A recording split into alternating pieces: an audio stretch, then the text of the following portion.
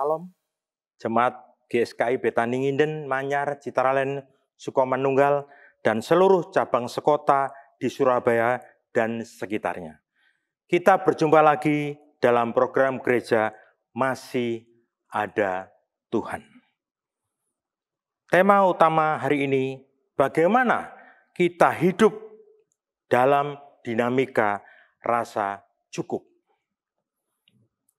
Kita baca 1 Timotius 6 ayat 5 dan 6. Percekcokan antara orang-orang yang tidak lagi berpikiran sehat dan yang kehilangan kebenaran, yang mengira ibadah itu adalah suatu sumber keuntungan. Memang ibadah itu kalau disertai rasa cukup, memberi keuntungan yang besar. Bapak dikasih Tuhan, bagaimana sih hidup di dalam dinamika rasa cukup? Pada umumnya seluruh manusia ingin terus tidak cukup-cukup. Bahkan yang sudah punya rumah ingin membeli rumah lagi, bahkan rumah lagi. Tidak ada rasa cukup. Sudah beli yang besar, masih kurang yang lebih besar lagi. Sudah punya ruang yang udah besar 2, masih kurang lagi. Karena apa? Belum punya rasa cukup. Melalui firman Tuhan hari ini, maka kita bahas ada 3 M. M yang pertama, menyingkirkan cara pandang yang salah. Cara pandang yang salah apa? Orang-orang yang menganggap kesalehan sebagai jalan masuk mendapatkan keuntungan atau keuntungan materi itu adalah salah besar. Orang menganggap kesalehan paling utama nanti gampang sekali mendapatkan keuntungan, itu tidak baik. Kesalehan dianggap sebagai sumber keuntungan atau kemewahan dan mereka berjuang keras untuk mencapainya. Inilah teguran untuk kita semua.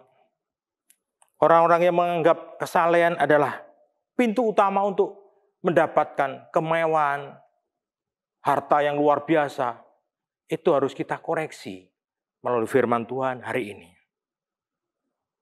Orang-orang seperti ini, yang berpikir seperti ini, kesalahan-kesalahan yang dimodifikasi untuk keuntungan materi, ada pemikiran orang yang sudah kehilangan standar hidup yang diajarkan Alkitab. Matius 6 ayat 33. Mereka merosot di dalam moralitasnya dan kehilangan kebenarannya serta menjauhkan diri dari iman kepada Yesus Kristus. Jadi poin yang pertama tadi, menyingkirkan cara pandang yang salah dalam hal kesalehan. Poin kedua, M yang kedua, merasakan cukup dipraktekkan oleh orang-orang yang sudah diselamatkan. Jadi merasa cukup itu dipraktekkan. Mungkin saya memberikan contoh, Barnabas menjual tanah miliknya untuk menyokong pekerjaan Tuhan. Menjual harta miliknya satu-satunya untuk pekerjaan Tuhan. Itu hal yang luar biasa. Memang dia kehilangan, tapi dia merasa cukup di dalam nama Yesus Kristus. Itulah harta yang tidak bisa dibandingkan oleh harta yang di dunia ini. Contoh yang kedua, Sakius. Sakius sudah menerima Tuhan sebagai juru selamatnya. Dia merasakan rasa cukup yang luar biasa di dalam hidupnya. Sehingga dia merasakan aliran yang luar biasa dari dalam keluar. Rasa sukacita yang luar biasa. Rasa cukup yang luar biasa. Sehingga dia mengembalikan milik orang yang pernah dirugikan oleh dia. Dan itu dia sudah lakukan. Jadi poin yang kedua, merasakan cukup yang dipraktekkan oleh orang-orang yang sudah diselamatkan Tuhan. Poin yang ketiga, M yang ketiga, merasa cukup yang sejati adalah selalu mengucap syukur. Rasa cukup yang diajarkan mencukupkan dalam segala keadaan oleh Rasul Paulus. Bukan hanya berkenan di dalam hal kelimpahan materi. Prinsip yang dianut oleh Paulus supaya saudara dan saya diajarkan untuk mampu mencukupkan keperluan kita sendiri. Dan kita belajar mencukupkan diri sendiri dalam segala keadaan. Segala situasi yang kita hadapi saat ini. Situasi saat ini yang begitu mencekam dengan virus COVID-19. Memang masalah boleh ada. Tapi kita harus mempunyai rasa yang siap untuk mencukupkan dalam segala keadaan. Banyak hal, penghasilan yang turun, pekerjaan yang mungkin banyak sekali yang sudah dirumahkan, bahkan mungkin paling kerasnya di PHK. Bagaimana menyikapi situasi seperti ini? Maka kita belajar melalui firman Tuhan hari ini. Hiduplah dengan rasa cukup. Hiduplah dengan rasa pemeliharaan Tuhan yang sempurna di dalam hidupmu dan hidupku. Itulah pemeliharaan yang sempurna, itulah kita imani dan amini. Di dalam 3M tadi. M yang pertama saya ulang lagi, menyingkirkan cara pandang yang salah. M yang kedua, merasa cukup dan dipraktekkan oleh orang-orang yang sudah diselamatkan di dalam nama Tuhan Yesus. M yang ketiga, merasa cukup yang sejati harus selalu bersyukur di dalam pemeliharaan Tuhan.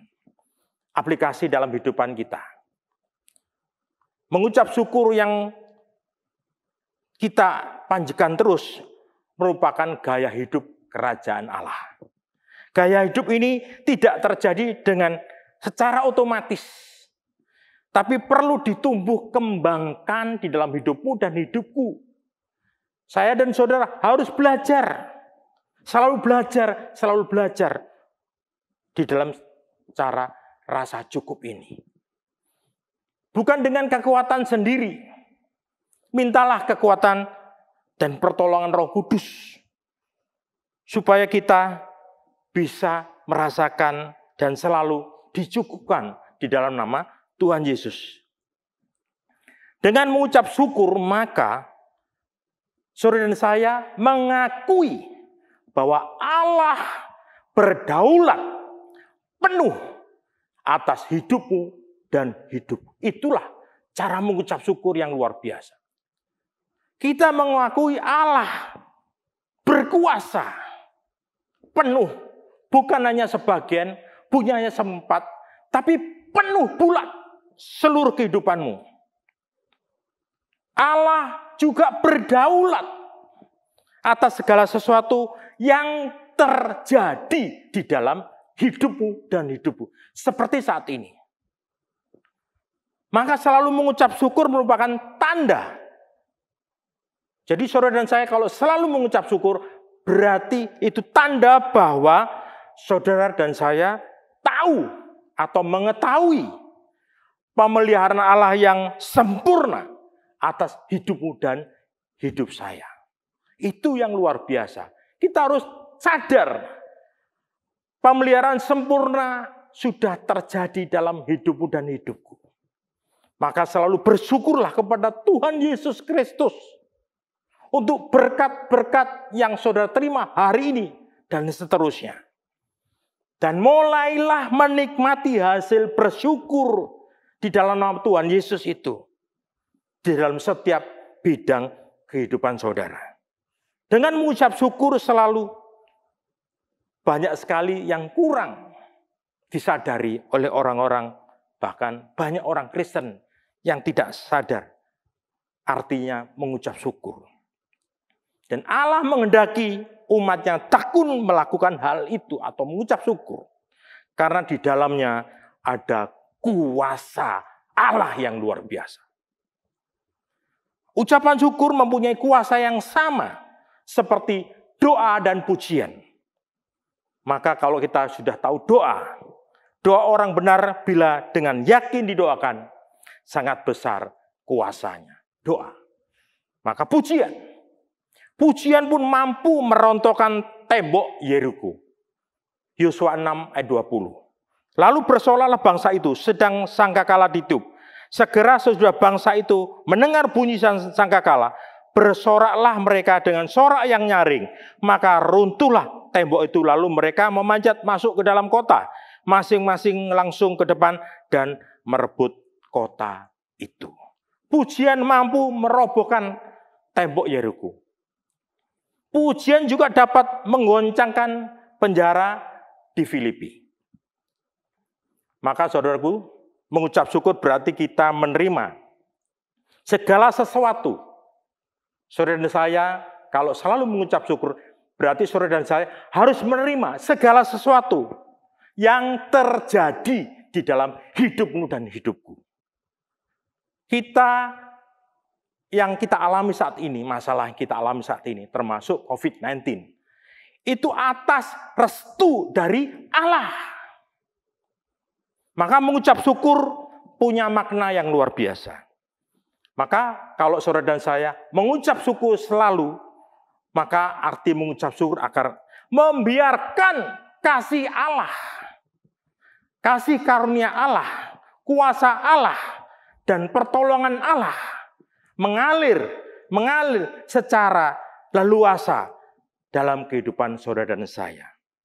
Maka melalui firman Tuhan, hari ini, rasa mengucap syukur dan rasa cukup dalam hidupmu dan hidupku, maka tangkap firman ini dalam kehidupan saudara.